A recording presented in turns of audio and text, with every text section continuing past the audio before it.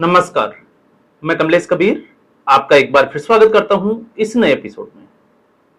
आज के इस एपिसोड में हम बात करेंगे राजनीतिक तौर पर सबसे बुद्धिमान मूर्ख की।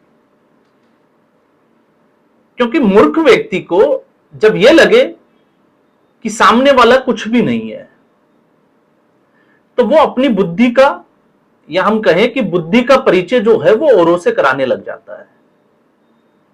और इस वक्त जो स्थिति बनी हुई है, आपने देखा होगा जब से बंगाल के विधानसभा चुनाव के पहले चरण के दौरान राहुल गांधी का एक वीडियो वायरल होता है कार के अंदर, और जैसे ही वीडियो वायरल होता है कांग्रेस पार्टी का इकोसिस्टम उसको जो है वो ट्रेंड कराने में लग जाता है और यह दिखाने का प्रयास करता है कि राहुल गांधी से ज्यादा राजनीतिक समझ इस देश में किसी की भी नहीं है। अब कैसे, उसको थोड़ा सा हम समझते हैं। राहुल गांधी ने इस वीडियो में क्या बोला, पहले आप थोड़ा सा उसके ऊपर जाइए, रिवाइंड करिए, उसको देखिए। राहुल गांधी ने बोला, ममता बनर्जी ने अगर सरकार सही से चलाई होती तो भारतीय जनता पार्टी को इतना बड़ा मौका नहीं मिलता। एक, राहुल गांधी साफ साफ तौर से स्वीकार कर रहे हैं कि बंगाल में इस बार भारतीय जनता पार्टी की सरकार आ रही है। दूसरा, ममता बनर्जी ने सरकार सही से चलाई होती। अब यहां पर हमला जो है वो बोला गया ममता बनर्जी के ऊपर, और ममता बनर्जी इंडिया अलायंस का हिस्सा भी है। लगातार जो है वो आवाज भी उठी कि इंडिया अलायंस की कमान ममता बनर्जी के हाथों में दे देनी चाहिए, क्योंकि राहुल गांधी का नेतृत्व स्वीकार करने में बहुत सारी पार्टियां असहज है, जिसमें टीएमसी भी है, जिसमें अरविंद केजरीवाल की आम आदमी पार्टी है और अखिलेश यादव की समाजवादी पार्टी भी है। और इस पर साफ तौर से ये लोग जो है वो मान भी चुके हैं। अब इसमें जब राहुल गांधी और भी कुछ कहते हुए जो है वो आपको सुनाई देंगे, जिसमें वन नेशन वन रिलीजन और इस तरीके की बातें जो है वो राहुल गांधी कर रहे हैं।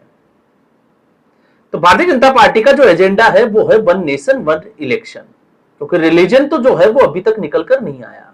लेकिन यहां पर ध्रुवीकरण का एक बड़ा आरोप लगा दिया ममता बनर्जी के ऊपर। अब अगर आप इस बयान को कोट टू कोट अगर आप इसको समझोगे, इसका विश्लेषण करोगे, तो सच्चाई का पता भी चल जाएगा। पहली चीज जिसकी मैं हमेशा जो है वो चर्चा करता हूं, राहुल गांधी और पूरी कांग्रेस पार्टी की यूनिट को अच्छे से पता है कि भारतीय जनता पार्टी का उसके साथ कोई मुकाबला नहीं है। जहां पर कांग्रेस का मुकाबला सीधे भारतीय जनता पार्टी से है, वहां भारतीय जनता पार्टी सहज है।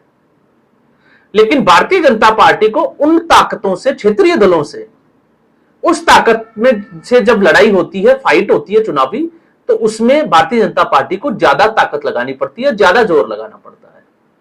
फिर चाहे वो पश्चिम बंगाल हो, झारखंड की आप बात कर सकते हो, जम्मू कश्मीर की आप बात कर सकते हो, इसके अलावा जो है वो आप तमिलनाडु की बात कर सकते हो, केरला की बात कर सकते हो। ये तमाम तरीके के वो राज्य हैं जहां पर कांग्रेस पार्टी की सीधी फाइट भारतीय जनता पार्टी से नहीं है। तो फिर राहुल गांधी के इस बयान के मायने क्या है? क्योंकि राहुल गांधी को पता है कि जब तक, क्योंकि आप एक चीज देखिए कि आप पश्चिम बंगाल में कांग्रेस पार्टी की स्थिति का अंदाजा लगाइए। कांग्रेस पार्टी ने 294 में से लगभग जो है वो 285 के आसपास सीटों पर अपने कैंडिडेट उतार दिए। क्या कांग्रेस पार्टी इतनी ताकतवर थी कि वो 294 सीटों पर चुनाव लड़ सके? और जब कांग्रेस पार्टी ने सीटों पर कैंडिडेट उतार दिए, तो फिर राहुल गांधी और तमाम तरीके के कांग्रेस पार्टी के बड़े नेता कहां हैं? आखिर वो बंगाल में जो है वो उस शिद्दत के साथ लड़ाई फाइट लड़ क्यों नहीं रहे? तो राहुल गांधी सीधे तौर पर, इससे तो ये साफ नजर आता है कि राहुल गांधी भारतीय जनता पार्टी का फायदा करवा रहे हैं। वो एक मैसेज दे रहे हैं कि ममता बनर्जी ने सरकार सही से नहीं चलाई। और सही से कैसे नहीं चलाई? उसमें दो बड़ी बातें जो होती है, वो जो मतदाताओं को जो है वो डायरेक्ट पिंच करती है। एक लॉ एंड ऑर्डर और दूसरा होता है भ्रष्टाचार। तो राहुल गांधी के हिसाब से कुछ जो है वो ममता बनर्जी की सरकार ऐसी ही रही। अब मतदाताओं को जब ये मैसेज जा रहा है, तो इससे मतदाता जो है वो किसको वोट करेंगे, क्योंकि कांग्रेस पार्टी तो मजबूत ही नहीं है। स्थिति यह है कि कई जगह पर तो कांग्रेस पार्टी के पास कार्यकर्ता भी नहीं है। और आप देखिएगा इस 294 में से 285 सीटों पर जो है वो भले ही कैंडिडेट उतार दिए हो, लेकिन लगभग 275 के आसपास ऐसी सीटें होगी, आप लिखकर नोट कर लीजिएगा इस बात को, जिसके ऊपर कांग्रेस पार्टी की जमानत जब्त होने वाली है। और वो पार्टी का लीडर जो है वो बैठकर इस तरीके की बात कर रहा है। और जहां सरकार चलाने की बात आती है, तो सरकार चलाने को लेकर जो है वो राहुल गांधी के संदर्भ में अगर हम विश्लेषण करें तो उस विश्लेषण में आपको नजर आएगा मध्य प्रदेश। मध्य प्रदेश में शिवराज सिंह चौहान की एंटी इनकम्बेंसी के बाद कांग्रेस पार्टी को मौका मिला। कांग्रेस पार्टी ने कमलनाथ को मुख्यमंत्री बनाया, लेकिन कांग्रेस पार्टी ज्योतिरादित्य सिंधिया को संभाल नहीं पाई और ज्योतिरादित्य सिंधिया लगभग 40 विधायकों के साथ पार्टी छोड़कर चले गए, भारतीय जनता पार्टी के साथ चले गए। अब आप सोचकर देखिए कि सरकार चलाना किसको आता है, ममता बनर्जी को या फिर राहुल गांधी की कांग्रेस पार्टी को। ममता बनर्जी जो 98-99 में कांग्रेस पार्टी से ही निकली और 34 साल से जहां पर वामपंथी मोर्चा की सरकार रही उसको उखाड़ फेंका। लड़बो करबो मरबो ये जो है वो स्टेटमेंट आपने देखा होगा, लेकिन कांग्रेस पार्टी के पास में भी एक ऐसी महिला है जो लड़की है, लड़ सकती है का नारा लगाती है उत्तर प्रदेश में, और एकमात्र या हम कहें कि मात्र 2 सीटों पर जो है वो कांग्रेस पार्टी सिमट जाती है। तो सरकार चलाना किसको आता है और किसको नहीं आता। मध्य प्रदेश में जिस पार्टी के पास बहुमत था उस पार्टी ने सत्ता की चाबी चुपचाप से हम कहें कि सरेंडर करके भारतीय जनता पार्टी के हाथों में दे दी। आप आ जाइए राजस्थान। राजस्थान में सरकार कैसे चलती है कि सचिन पायलट को अपनी ही पार्टी के खिलाफ मोर्चा खोलना पड़ता है और पैदल यात्राएं निकालनी पड़ती है। मानेसर कांड पूरे देश ने देखा।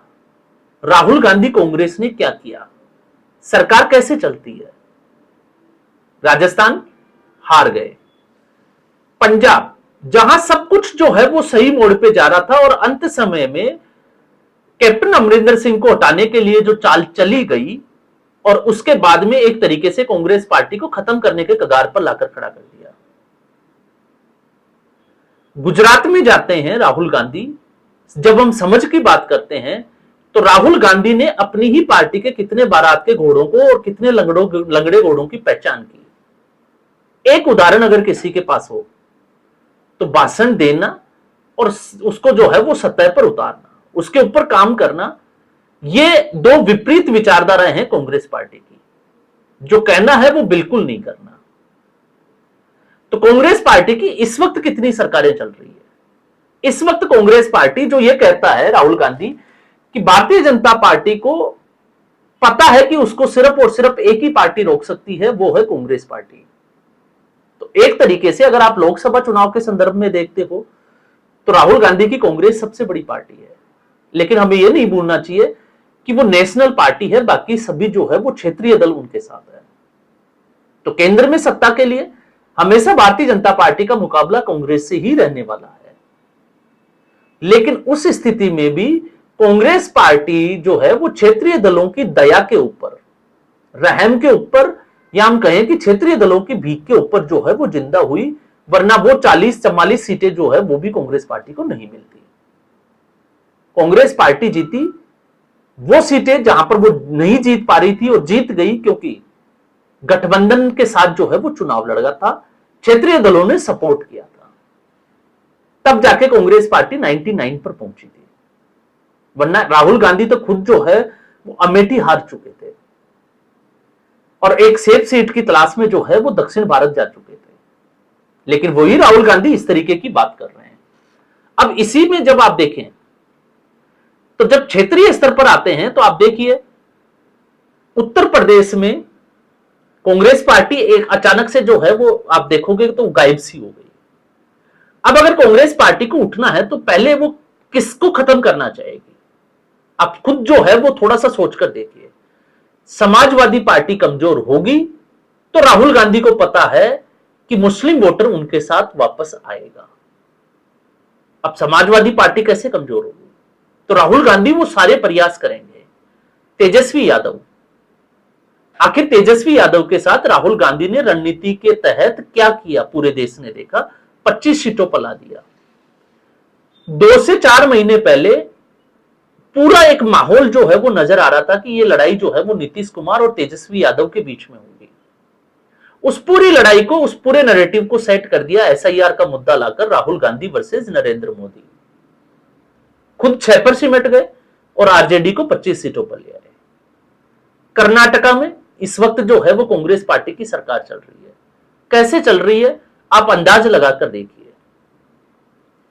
आज गिरेगी या कल गिरेगी, इसका अनुमान आप जो है वो आसानी से लगा सकते हैं।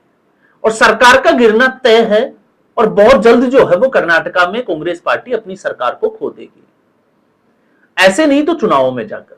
कारण क्या होगा, आपने देखा पिछले 5 दिन पहले ही हमने एक वीडियो में बात की थी कि 30 के आसपास विधायक दिल्ली में डेरा डाले हुए हैं। डीके शिव कुमार, डीके सुरेश, ये पहले से ही जो है वो एक मोर्चा खोले हुए हैं। क्यों खोले हुए हैं? क्योंकि कांग्रेस पार्टी की हाईकमान ने वादा किया था 2.5 साल के लिए मुख्यमंत्री पद देने का। लेकिन जब मामला बिगड़ गया तो सुलह तो बहुत दूर की बात है, कांग्रेस पार्टी उसको अनसुना कर चुकी है। और मल्लिकार्जुन खड़गे के स्टेटमेंट उसमें किस तरीके से जो है वो आप आ रहे हैं, आप देख सकते हैं। हिमाचल प्रदेश, जब कांग्रेस पार्टी को कभी जो है वो टॉयलेट पर टैक्स लगाना पड़ता है और चुनावों के मध्य पेट्रोल और डीजल की कीमतें बढ़ानी पड़ती है, जबकि ऐसा फैसला कौन करेगा? किसकी हिम्मत होगी कि चुनावों के बीच में इस तरीके का डिसीजन ले? वो पार्टी जो देश को महंगाई के ऊपर जो है वो ज्ञान देती हो। तो एक सरकार जो है वो सही चल रही है, उसका नाम है तेलंगाना की सरकार। तो कांग्रेस पार्टी और कांग्रेस पार्टी की जो इकोसिस्टम है उसका आधार क्या है? उसका आधार है किसी भी तरीके से एक माहौल बनाना। उसका सच्चाई से क्या वास्ता है, उसका रिसर्च कितना है, ये कांग्रेस पार्टी जो है वो बिल्कुल भी नहीं करती। अगर ऐसा करती तो मधु किश्वर के उस वीडियो को, जो एक बिल्कुल फेक वीडियो था, उसको बिना वेरीफाई करके अपने प्रॉपर हैंडल से जो है वो उसको ट्रेंड में नहीं लेकर आती। और फिर उसके बाद में जैसे ही पता चलता है कि ये हो गया, गड़बड़ हो गई, तो उसके बाद में उनको डिलीट करना पड़ता है या फिर सफाई देनी पड़ती है। तो राहुल गांधी ने साफ तौर से जो है इस पहले चरण के बाद में, या हम कहें कि पहले चरण के दौरान, एक संकेत दिया कि भारतीय जनता पार्टी क्यों जीतनी चाहिए। इसका मतलब आप देखिए सोचकर कि भारतीय जनता पार्टी क्यों जीतनी चाहिए। इसलिए जीतनी चाहिए क्योंकि ममता बनर्जी को सरकार चलाना नहीं आती, ममता बनर्जी की सरकार भ्रष्टाचार में डूबी हुई है, ममता बनर्जी की जो है वो लॉ एंड ऑर्डर की स्थिति खराब है, और ममता बनर्जी ध्रुवीकरण करती है। इसलिए हिंदू वोटर जो है वो एक तरफा भारतीय जनता पार्टी को वोट कर रहा है। तो इसका मतलब क्या होता है? इसका मतलब यह है मैसेजिंग कि आप जो है वो ममता बनर्जी को वोट नहीं दें तो फिर किसको दें? तो कांग्रेस पार्टी तो वहां ना 3 में है ना 13 में है, तो फिर आप भारतीय जनता पार्टी को भर भर कर जो है वो वोट करें। तो इसलिए भारतीय जनता पार्टी हमेशा कहती है कि अगर उनका कोई स्टार प्रचारक है तो वो सिर्फ और सिर्फ राहुल गांधी है। और ये राहुल गांधी की समझ और राहुल गांधी के इकोसिस्टम की समझ, इन दोनों को बयां करता है कि इस पार्टी की इस स्थिति के लिए, जो आज स्थिति बनी हुई है, उसके लिए जिम्मेवार कौन है। तो आज के एपिसोड में बस इतना ही। उम्मीद करूंगा वीडियो एपिसोड आपको पसंद आया होगा। वीडियो को लाइक करें, शेयर करें, चैनल जरूर सब्सक्राइब करें। धन्यवाद।